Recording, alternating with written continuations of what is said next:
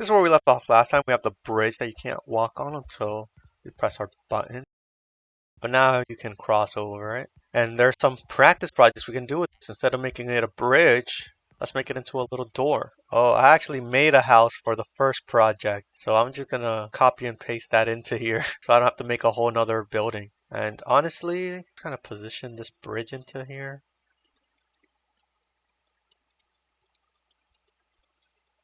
And move everything over. Again, not touching anything. And instead of bridge, we're going to name this gate. But you might think, oh, we're done. Nope. Because in the script, everything's bridge, bridge, bridge. We got to fix that. Let me show you a pro gamer move. In these practice projects, I show you the pro gamer moves. And technically, this is part of the documentation, but it's also labeled as a practice. So I'm using this as both a practice project and a documentation guide. It's a 2-for-1. So I always give you the hidden knowledge in these practice projects. Let me show you one right here. You can select something, and then if you press Control D and hold it down, it'll select all of the appearances of that thing. So now we can write gate, and bam, that's it. Everything works now except workspace.gate. It's a capital gate. We have to write it exactly as it appears there on here. But then the variable is lowercase, so everything else works out. So let's go ahead and try that out. You saw that at the start, how weird that looked? Anyways, you see you can walk in it freely as you want, but now press the button, it's closed. Isn't that so cool? I love events. Anyway, that was simple, huh? A little too simple. Let's go one step further. Let's do the opposite. I want it to start off closed, and then we press the button to unlock it. Do you know how to do that? Try to figure it out on your own, and then I'll show you. Step 1, we have to start off with it closed, so close that transparency and make the can collide on so it's closed. And now when you press the button, you want it to be walk-throughable. So let's let the player see that they can walk through it by changing the transparency and changing the can collide to false. So now when the button's pressed, they won't be able to collide with it.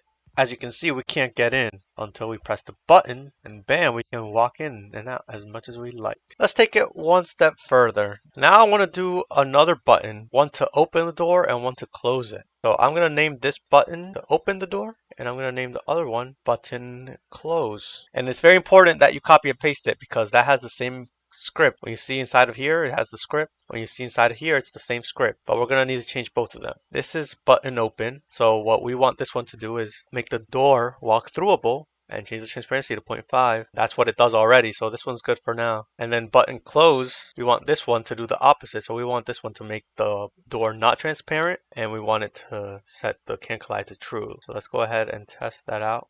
So the door is closed right now. We want to do door open. Bam, now we can open the door. We want the door closed, closes the door.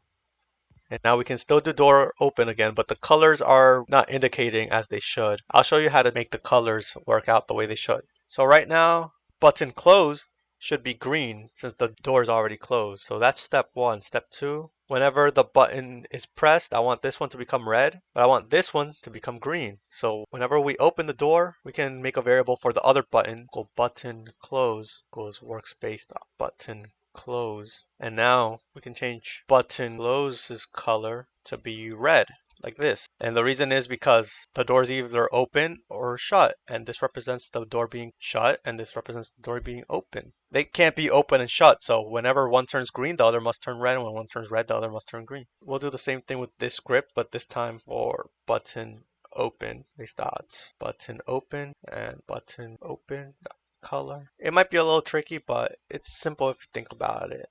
Or if you need to rewatch this, just do what you need to do. It might you don't. This is a little advanced. You don't need to understand it, but if you understand it, good for you. If you don't, just try to understand a little bit more. Ask me some questions on what was confusing, and I'll ask the AI, and then I'll tell you what the AI is. I'm just kidding.